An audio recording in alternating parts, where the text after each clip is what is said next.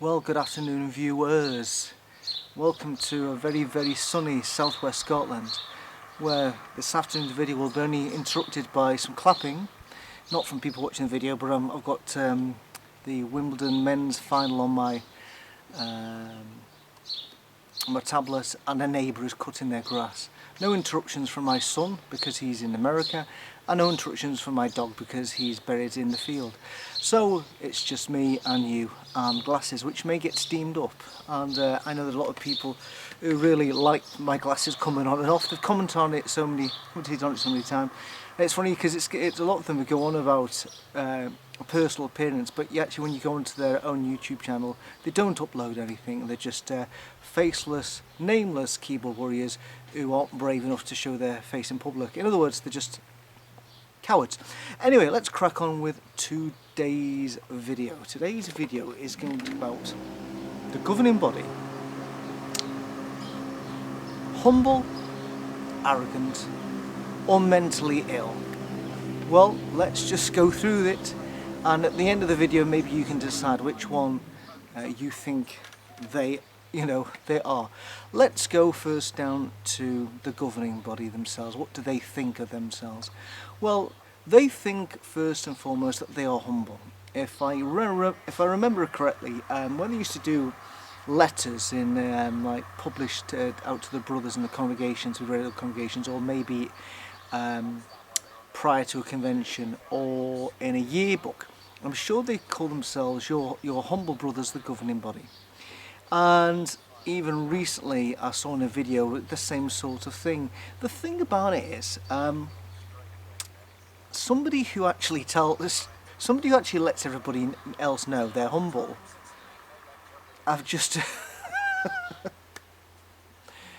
but if you say I'm very humble, well, at the end of the day, is a humble person wouldn't admit they are humble. It's up to other people to form that opinion. You know, again, I've met people, and afterwards somebody says, "Oh, do you know what that person's done there?" No, and I go, "No way!" And that's somebody's being humble when they don't brag about what they've done and who they are. Nobody who is humble can admit they are humble. That's up for other people to decide. So, what do the rank and file Jehovah's Witnesses think? Do they think that their governing body members are humble? Right, we'll come back to that. Let's just go back to when I was a witness and my association with the governing body. I didn't have any. I had no idea who these guys were at all. I came into the witness movement when Nathan Knorr was still the president. I had 4 years of him, I think it was, and then he died, and then Freddie Franz became the president.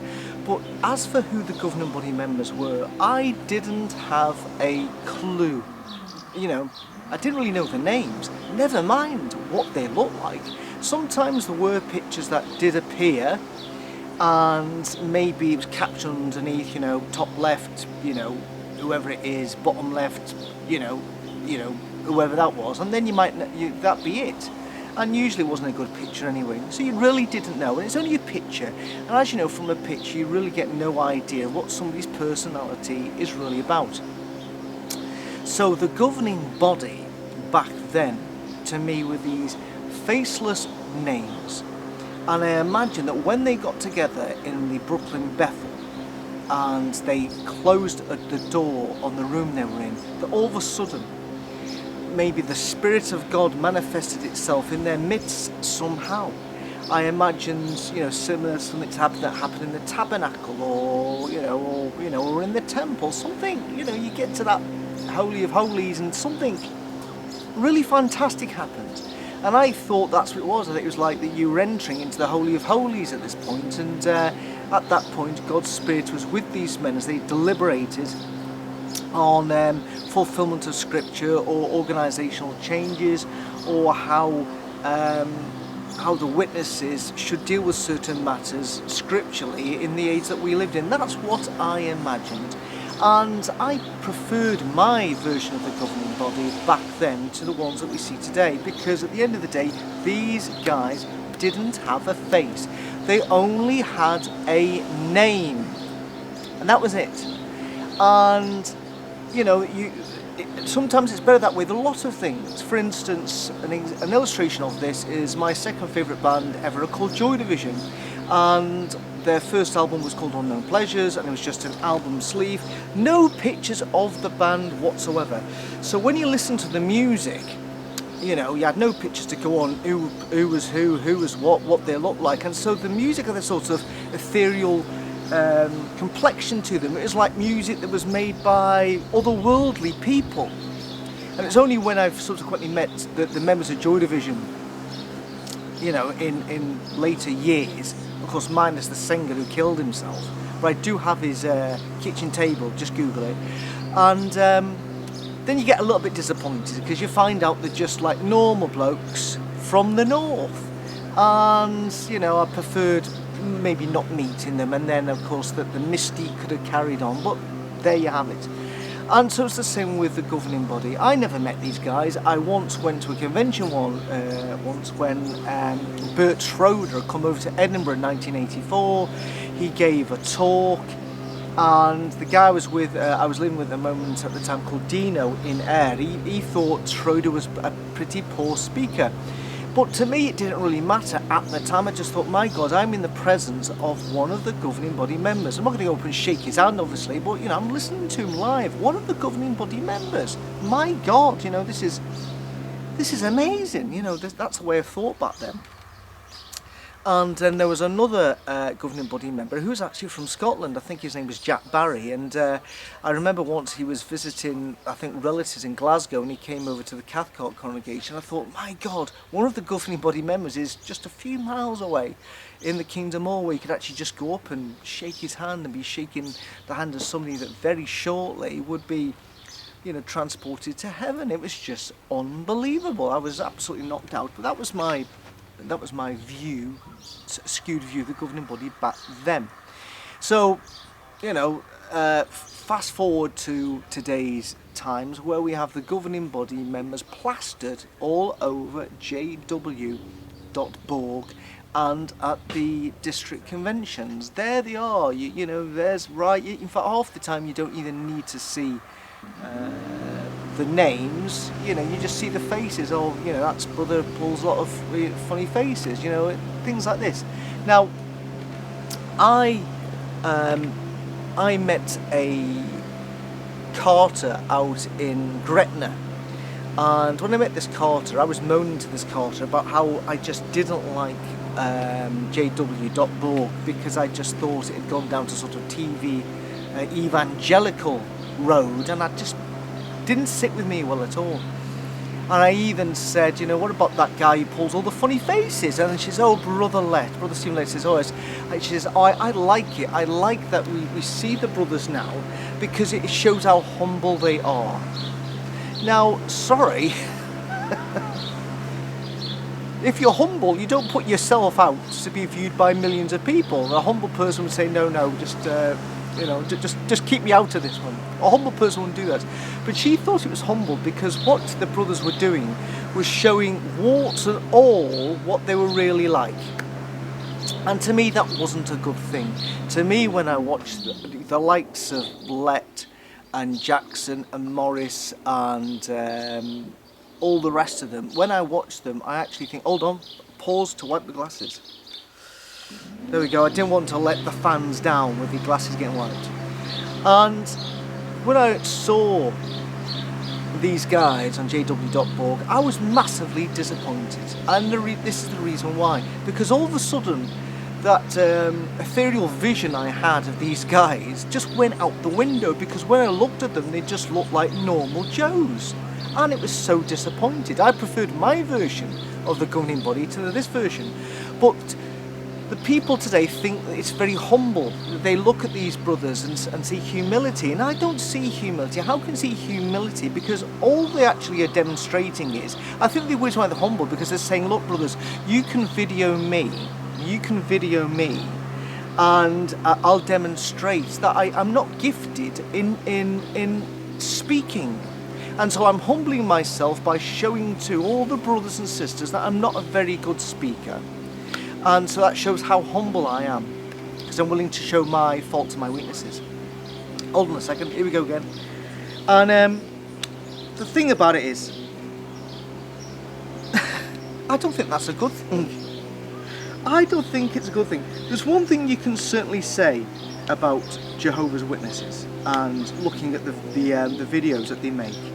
It's not a charismatic movement, because I kid you not, when I look at these brothers, these governing body brothers giving these talks,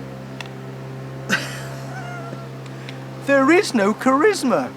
Literally, there's as much charisma as you see in a dead badger. Honestly, truthfully, I'm not kidding you.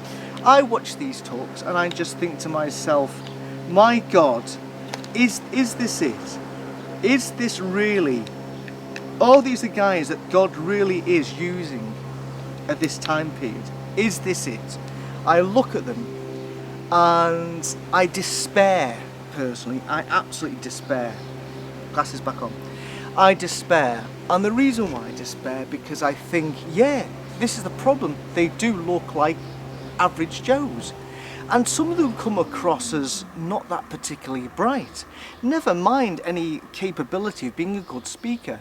So yeah, they are definitely not a charismatic movement, because there's no charisma at all. The funny thing is, when I was being brought up as a witness, and I don't even know whether this even exists anymore, but they had this thing called the Theocratic Ministry School, where you used to go and give a talk for 5 minutes, and afterwards you'd be counselled by the guy who was a theocratic elder guy, and you'd have to work on a different facet of being a good speaker every time you gave a talk. So I'd go and give a talk, and then I'd sit down, and then the brother would say, well, Brother Harrop this time was working on pitch, pace and power. And then they comment about your talk, well, I liked how he did this, I liked how he did that, and they'd say, you know, he's done very well, and now we'll cross that off, give it a tick, and he can move on to the next quality of being a good speaker. Although sometimes he just says, I don't think Brother Harrop demonstrated that enough, and then you go, you bastard. But there you go, you know, it's a learning curve, and it prompted you to make sure the next time that you gave a talk, you nailed it. The end of the day is when you look at these governing body members giving talks, it's like, did they ever, were they ever asked to work on any of these qualities? Because you look at them giving talks, and my God, you know, we used to get circuit overseers and district overseers, steamed up again, circuit overseers and district overseers, and we used to look forward to some of the speakers used to come to visit the congregation, because they were that good. When they're on the platform, off the platform they may have been a bit of a twat, but on the platform they literally were fantastic speakers. And afterwards you'd be talking amongst yourselves about the talk or illustrations they use, you know, or just their vocal delivery. But watching these guys in the governing body in jw.org, I watch it and go, my God, not inspiring at all, not inspiring in the least. So at the end of the day is, you know, humble. You know, if you have to say you're humble, you can't be humble. And for other witnesses rank and file to say that they're humble, I don't see it. I really don't see the humbleness at all, just because you demonstrate how poor you are giving talks. So let's crack on to the next point in my video, and this is arrogance. Because at the end of the day, I don't see humility from these guys. I just purely see arrogance. Now, the reason why I say that more than anything else is this: that these guys somehow one day decided, you know what? And I think at some point they must have been part of the great crowd, and I'm sure at some point they must have thought, my hope is for a resurrection, or to see through this system of things and to live forever on the earth stroking donkeys. That, I'm sure that happened. And there was it might be an urban legend, this one. I just want to check the, alright, Federer's coming back. It was an urban legend, this. I don't know if this is true. Apparently there was a couple, a married couple, and they were both looking forward to, you know, living forever in the paradise and stroking badgers. And then the next thing is he woke up the next morning and said to her, God's just chosen me. He's just anointed me with the Holy Spirit. I'm now no longer have an earthly hope. I've got a resurrection in heaven. And apparently his wife burst out crying. Now, I don't know how true this story is, but obviously it must happen something like that. All of a sudden there must be some revelation within somebody who previously thought he'd part of the great crowd. All of a sudden turn around and say, great crowd no more, I'm now actually going to go to heaven. I'm destined to rule with Jesus Christ as a king. Now, a humble person wouldn't do that. A humble person would never suggest that all of a sudden they'd been singled out and they were any different than anybody else in this world. An arrogant person would. Now the thing about it is, let's just think about what they're admitting. There's 7 billion people on the earth at the moment. I don't know how many people have lived since like Adam, but let's say it's 20 billion as a throwaway figure. So you get 20 billion, the people have died, the 7 billion that are alive today. And then from Jesus onward, from Pentecost of 33 CE, whatever it was, that all of a sudden people have got become spirits, anointed ones, then had this thing called the heavenly hope. And this heavenly hope for these guys is reduced to a minuscule figure when it comes to the population of humans who've ever lived on this earth and are living now. That's narrowed only down to 144,000, based from a book full of symbolism and nonsense, yet allegedly this figure is a true reflective figure on an accurate number. Bizarre. So, for all the people who've ever lived in the earth, for all the people who live now, most of them belong to a religion that believes in a heavenly hope. They believe that when you go to heaven, so when you die, that you go to heaven. Okay? And you're going to join your dead relatives and have a really good time. And it'll be a lovely place. And maybe you become an angel. But that is the hope for the majority of people who've ever lived and the majority of people living now. But these guys in the governing body will turn around and say, no, you're wrong.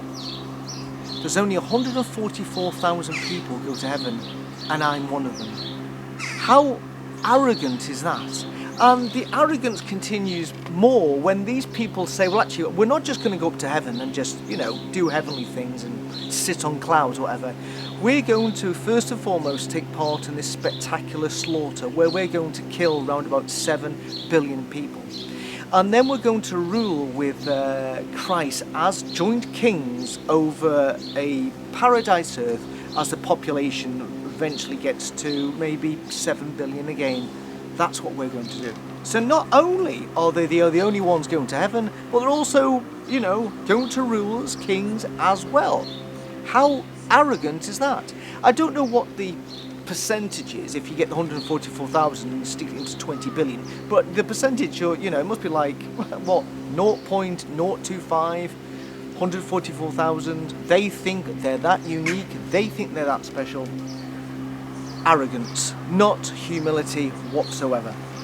And the thing about it is how can you question their claim to be part of this number?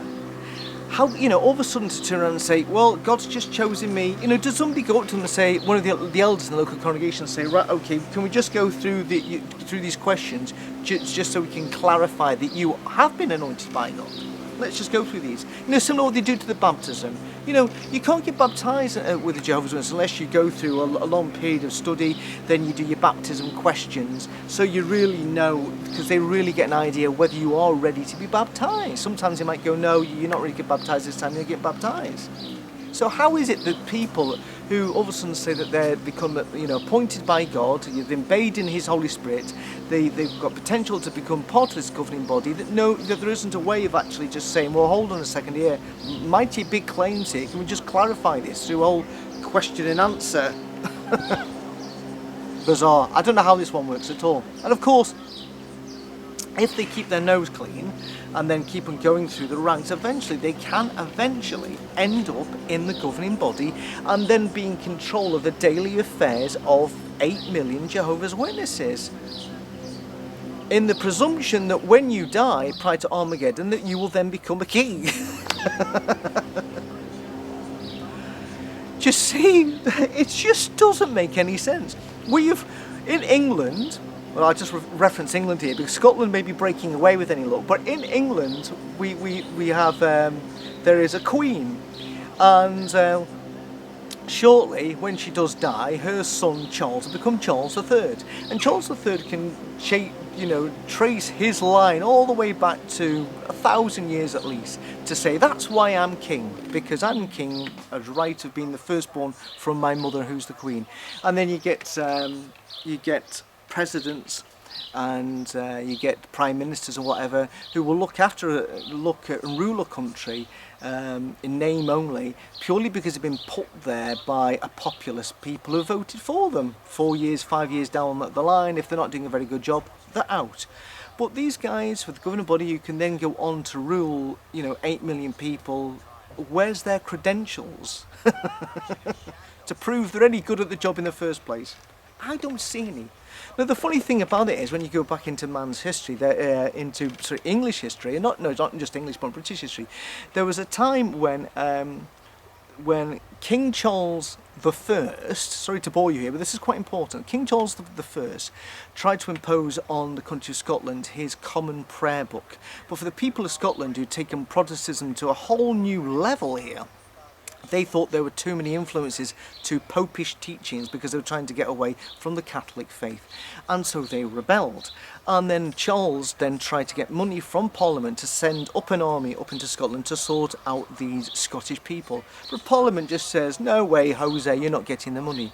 But Charles, because he thought he had been ordained by by God to rule, demanded they give money, and as a result the country was split in half, with people who thought that the king had been appointed and anointed by God and should be ruling the people, and then the other half who said no, actually, that's us acting like a tyrant and a despot, and we should be throwing our lot in with Parliament who've been put in place by the people. Now it's the same sort of thing today. These guys all of a sudden have the ability, to just get in there, get into that position and act like King Charles, because they say, look, I've been appointed and anointed by God, you can't question me. But of course, in Charles I's case, he actually went to trial, he didn't recognise the cause and lost his head. So Tony Morris, watch out. So let's move on then. Let's move on to this thing about these people, this governing body. Okay, I think we've established that to decide that, actually make out that you are one of Christ's brothers and are going to rule as a king with him in heaven shows not humility but complete utter arrogance. Now the funny thing is that I can only imagine what it's like at the Bethel when these guys are walking around. I've only just seen a video of Samuel Hurd going to Brazil, where all of a sudden every single person wanted to shake his hand because he's one of the governing body members. So yet again, no humility, and people do view them as like somebody special on this earth, even though they make out, we're not special. Sorry, if you're going to say that you can rule with Christ in heaven and you're going to involve the slaughter of 7 billion people, you're making out slightly that you're a little bit special. So let's crack on to the third point of being mentally ill. I'm absolutely sure if you got a mental health expert or a panel and just said, right, within this organisation or a group of people who believe that they are the only ones who are going to go to heaven. Really? Yes. And not only that, but they are going to get involved in a spectacular slaughter. What, they're going to kill people as well? Yes. And then they're going to rule as kings with Christ and be one of Christ's brothers. So do you think they haven't only got the Messiah complex, they've got the Messiah brother complex?